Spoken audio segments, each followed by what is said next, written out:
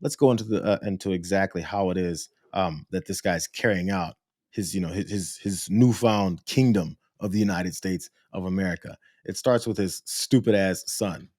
You guys may ask yourself the questions: which stupid ass son? He's got a few of them. I think you guys probably guessed the right one.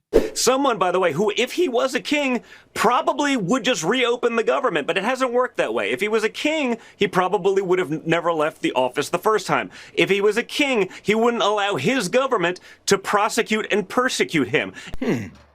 So his government is prosecuting and persecuting him? Is that what's happening? Also, if I don't know if you guys heard the beginning of that dumbass's statements. If he was really a king, he never would have left office. Um, well, I mean, I guess it's A for effort. We fight back because we hold back. Do not let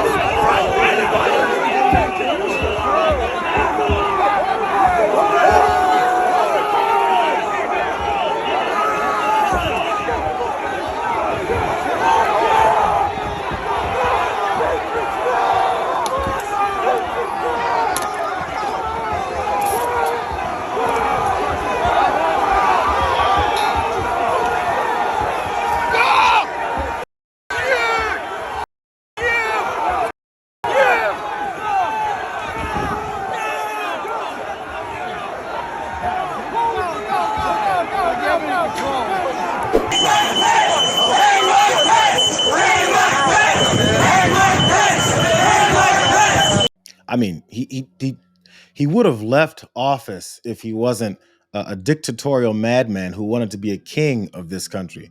They just say stuff and they know that we know it's all BS. That's why you shouldn't have any more arguments with them over their rhetoric. He's also hinting at making sure he doesn't have to send his foot soldiers into the Capitol anymore to threaten to hang his vice president and also threaten to kill members of Congress that are looking to certify an election that he lost. Matter of fact, he keeps talking about how he never wants to leave, but I have a feeling he's not going to be around by 2028, so I'm not even worried about that. But this is his setup for trying to have, that kingdom that he keeps saying he doesn't want. Or really, I think it's got to be handled in a proper way. If it's not handled in a proper way, we don't want it to happen again. We can never let what happened in the 2020 election happen again. We just can't let that happen. And so the way we go, I know Cash is working on it, everybody's working on it, and certainly Tulsi's working on it. We can't let that happen again to our country. Look at what's happened where you have millions of people being allowed to come into our country, all because of a crooked election, where they come from prisons, they come from jails, they come from mental institutions and insane asylums, they're drug dealers, the people that they've allowed to come into our country. What is Cash working on? What's Tulsi working on? And what is it about the 2020 election that we can never let happen again? The thing about the 2020 election that we can never let happen again, according to the guy who lost the 2020 election, is him losing. Or apparently anyone in his fascist party then losing, because he's not going to be around. The thing is, he wants to make sure of, which no one, for some reason, I'm not sure if it was a press conference or just a stupid diatribe, if someone should ask him, what is it that happened? And what is it that Cash is doing? He speaks in all these generalizations to act like he's up to something. But what is it that he's up to? How about we ask him? And then after he says it, Bill, that sounds fascist. That sounds like a monarchy. So since you're trying to dismantle democracy even further, hey guy, why don't you accept the fact that all those millions of people that came out to protest you doing exactly what it is you're now promoting just days after they said they don't want that, how it's a confirmation of that? Nobody asks this guy questions. Matter of fact, when he says things about taking over New York City, I guess no one asks him further questions about that either. Well, I looked at the polls and looks like we're going to have a communist as the mayor of New York. It'll be very interesting. But here's the good news. He's got to go through the White House. Everything goes through the White House, at least this White House it does. And we'll have to see what happens. But if he dropped out, he's not going to win. And not looking too good for Cuomo either. But maybe, I don't know, if he dropped out, maybe Cuomo would have a little bit of a chance, but not much. So he acknowledges that Zohar Mamdani will most likely win the mayoral race in New York City. But the good news is that he then takes over control over New York City, and everything that New York does goes through this White House, not other White Houses, this White House. Maybe someone should have asked him, yo, what's the difference between this White House and others when it comes to controlling American cities who vote someone in through a democratically elected system? What happens? And if you're in opposition to that normal system of the majority of people voting this guy in, what does that make you? Just make him answer the questions instead of going, "Well, Mr. President, Mr. President, I'm sorry. Do you have more to say about how much you hate Zoran Mamdani? What is it about communism that you dislike?" When a madman fascist runs free, he just openly says things. Don't forget, and I haven't used it, but don't forget, I can use the Insurrection Act. 50% of the presidents almost have used that, and that's unquestioned power. I choose not to. I'd rather do this. But I'm met constantly by fake politicians that think that, it's not like a part of the radical left movement to have safety. These cities have to be safe. Unquestioned power. There's nothing to argue about. There's no debates to be had. There's no discussion forums. There's no panels on CNN, MSNBC, or Fox News that can discuss whether or not what we're looking at is a fascist in the White House. There just aren't any. There's no such thing. All those things are for wasting more time while actionable things are happening behind the scenes. I need behind the scenes in this case, in front of you at the same time while he announces what it is he wants to do. But maybe too many American citizens are okay with them thinking that, the Gestapo won't come for them or their tactics won't destroy their lives. Maybe we should start caring more about all the money that we keep giving this guy.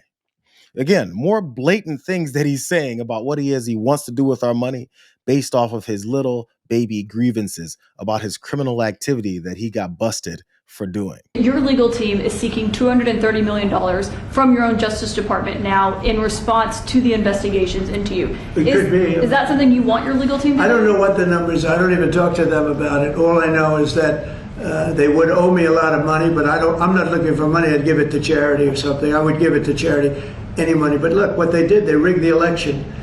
And as you know, we had, in one case, 60 Minutes had to pay us a lot of money. George Slavadopoulos had to pay us a lot of money, and they already paid. They paid me a lot of money because what they did was wrong. And when somebody does what's wrong, now with the country, it's interesting because I'm the one that makes the decision, right?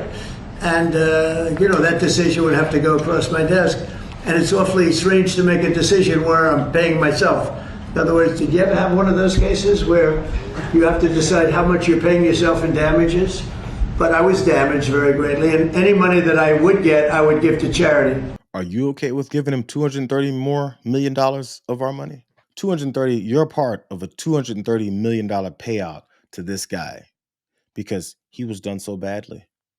How often has this week some bitch been talking about how he's been done so badly as he runs roughshod over everything else? How his family has made $5 billion since he's been in office this time.